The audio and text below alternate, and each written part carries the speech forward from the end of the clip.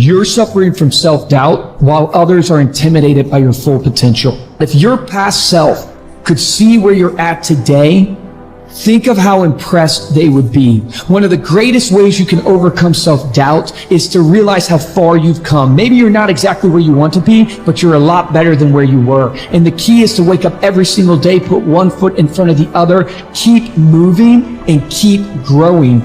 I understand now you are attracted to greatness because greatness is all in you. But it's easier to watch greatness. It's easier to go see greatness than it is to put in the time, to put in the energy, to discipline yourself, to sacrifice. It's easier. And so that's why you average. And so you're frustrated because you're not living like you should live.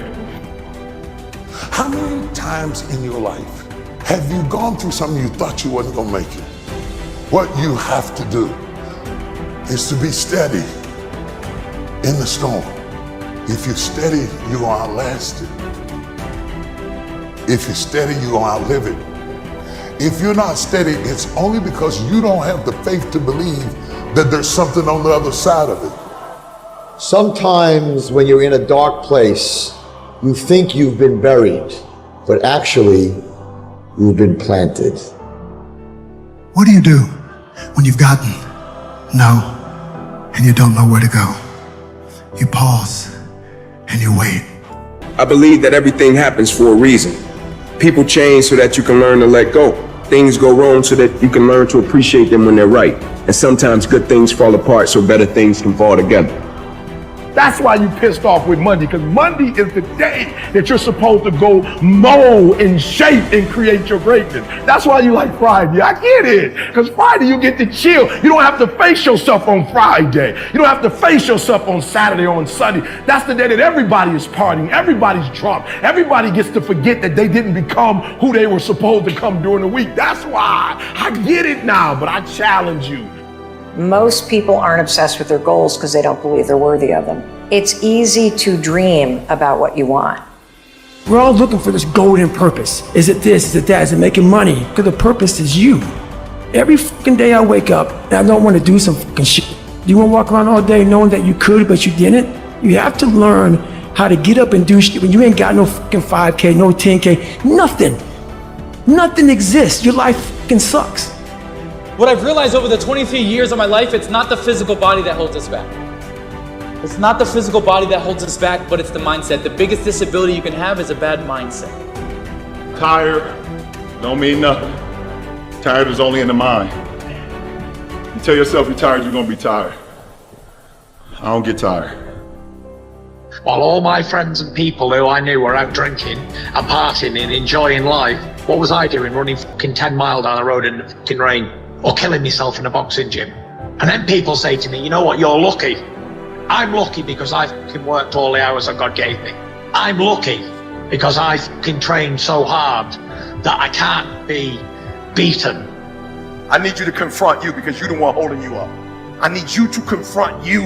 I need you to look in the mirror and tell you, you are not gonna do me like this no more. You're not gonna continue to sabotage me. You're not. You're not gonna keep procrastinating. I need you. You're not. Your biggest enemy is you.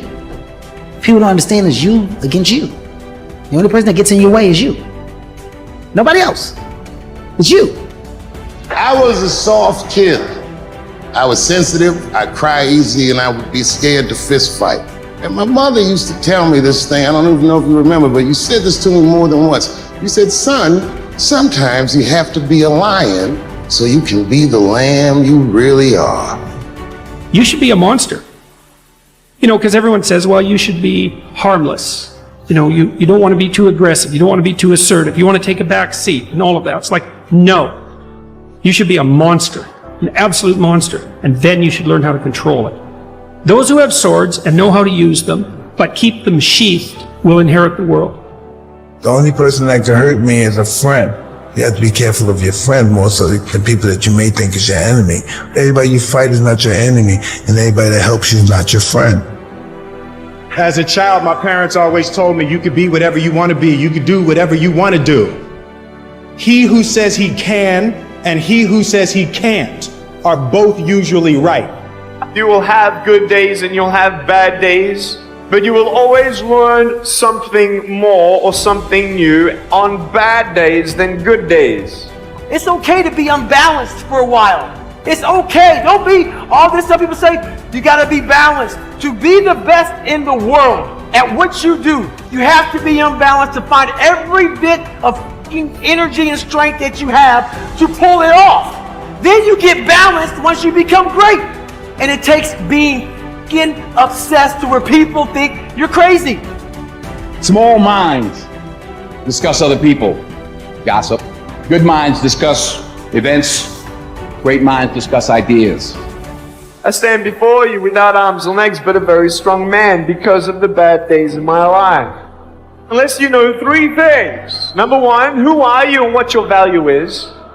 Number two, what is your purpose here in life? And number three, what is your destiny when you're done here?